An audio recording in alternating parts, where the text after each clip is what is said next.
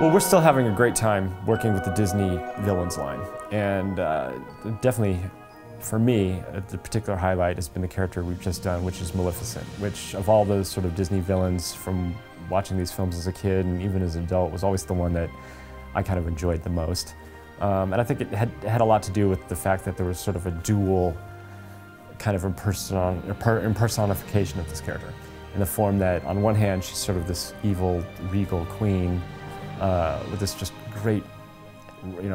horned headdress and this gown that just spreads out, in every direction as far as the eye can see for the most part.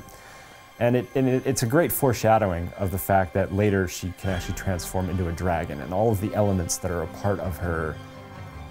I guess, semi-human incarnation kind of foreshadow this issue. So while her headdress does have a certain medieval quality to it, it's really symbolic for the horns that are part of her dragon head, and her whole gown and the way it sort of waves out really is sort of representing the dragon's wings. So we wanted to kind of capture elements of that. Certainly the costume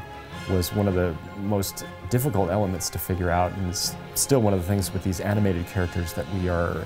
really having to kind of stretch our imagination a little bit, because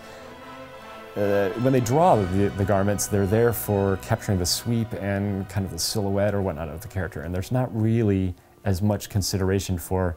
how does this garment actually really work if it was put on a human being? So these are the interesting things that we do have to solve when we handle these animated subjects, and again, the cut and sew team goes at this with relish, because it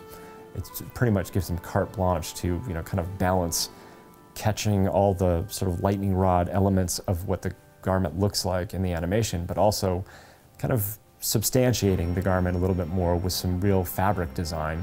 to kind of make it work when it's placed on the figure. And the figure itself has just kind of a great imperious kind of pose. She's sort of gesturing off in sort of a lazy hand kind of pointed way that is almost dismissive as she gives her own, edicts on what's going to happen in regards to Sleeping Beauty.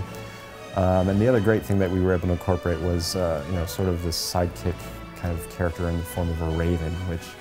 is kind of a theme that kind of plays throughout a couple of the Disney villains, but I think really resonates the most with this character.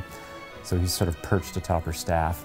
The base was another great place for us to kind of bring in themes of the animation. I think this is like one of the things that is important to us when doing these Disney interpretations, because there's a lot of elements of just sort of art in the animation and even in the opening credits. So when we did the base, we wanted to bring in that aspect of that thorn motif, and so it's sort of wrapped around the waistband of the base pedestal itself.